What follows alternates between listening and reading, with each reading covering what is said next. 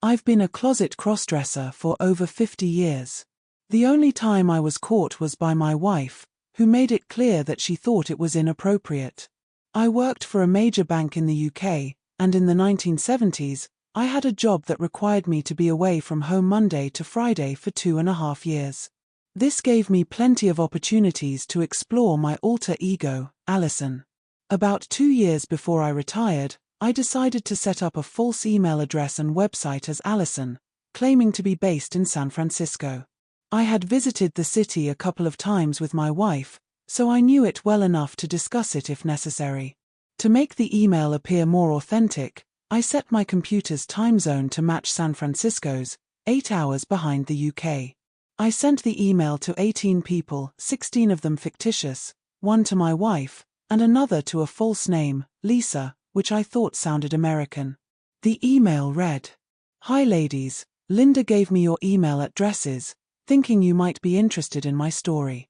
What happened after I discovered my husband cross-dressing, he's 54, and when I found out, he was wearing purple satin panties that were completely inappropriate for his age.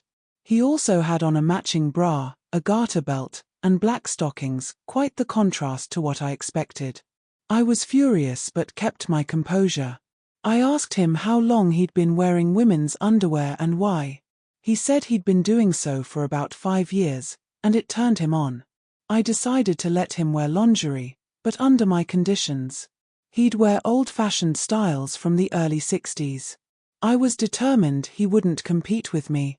I've attached 3 images to show how he looks now in his lingerie. I've found that he's much more docile now and helps out more around the house. In fact, I sometimes dress him as a maid, but that's a story for another time. Maybe you could dress your husband similarly. I can assure you, it could be worthwhile." I found 3 images on the Flickr website that matched the description. They were of the same crossdresser, likely in his late 40s, wearing a wig and makeup. The first image showed him in coral pink nylon panties, matching bra and garter belt, black stockings, and pink heels. The second showed him in a pale pink full-length slip, trimmed with lace around the hem and bust, with the outline of a black bra and panties visible underneath. The third image was of him in a long white nylon nightgown with puff sleeves and a slightly transparent design. I waited for a response from my wife, but nothing came. I was disappointed. 7 weeks later, something finally happened. It was a Friday, and I got up to prepare for work, as usual, taking my clothes into the shower so I could get dressed afterward. Today, as I went to the drawer for my usual underwear, I was surprised to find it filled with panties.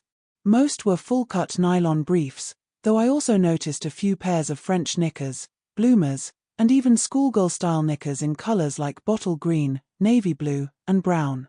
I was taken aback, especially by the variety of colors, including pink and black. I decided to quietly ask my wife about where my usual pants were, but she either didn't respond or was ignoring me, so I had no choice but to pick out a pair of white full-cut panties and take them to the shower. After showering and drying off, I slipped them on. It felt wonderful, and I had to make a conscious effort to stop myself from getting too carried away.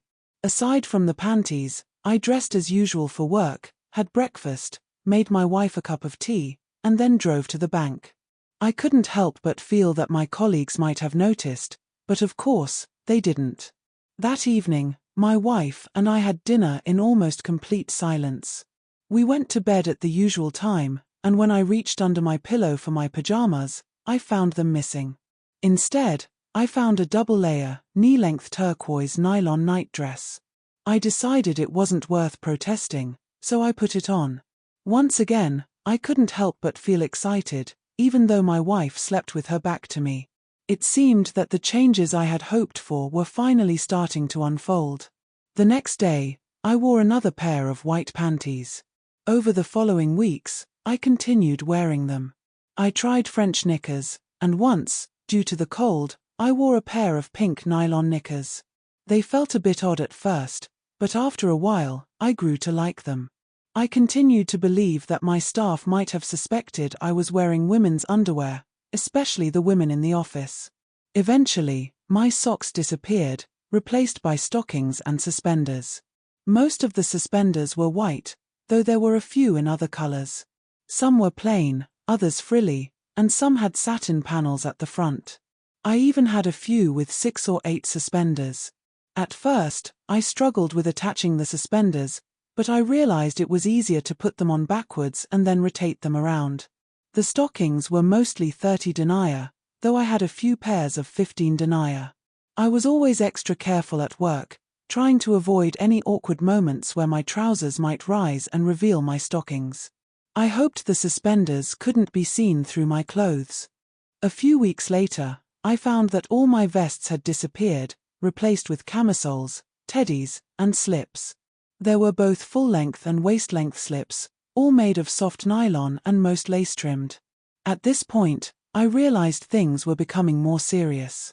I could only hide the fact that I was wearing camisoles and slips by wearing thicker shirts, but wearing slips was no longer practical.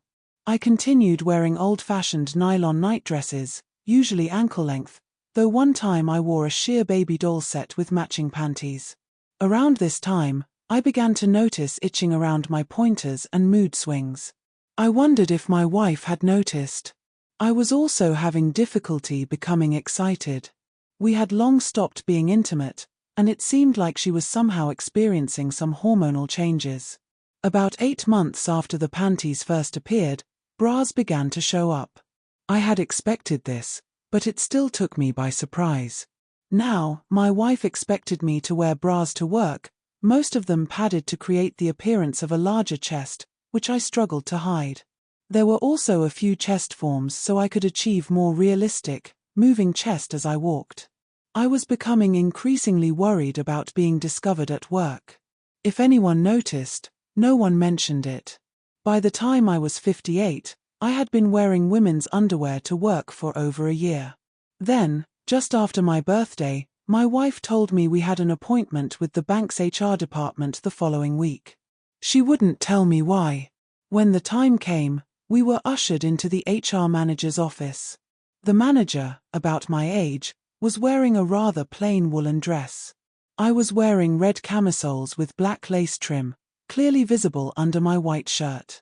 If my wife was trying to humiliate me, she succeeded. I was also wearing a black bra and matching suspender belt with stockings. My wife did all the talking. I don't know if anyone in John's department has mentioned anything, but he's been wearing women's underwear as part of transitioning, she said. He has to live as a woman for at least a year before surgery, but I'm sure you're familiar with the process. The HR manager nodded. He'll be coming to work from a date you suggest, dressed entirely as a woman, including makeup and hair. I don't anticipate issues, but I do need to alert John's staff about what's happening and inform them about the bank's rules on transitioning, including the consequences for anyone who causes problems. My wife agreed to the HR manager's suggestion that I begin as a woman the following Monday. I could hardly believe what I was hearing. My wife was making me live and work as a woman full-time.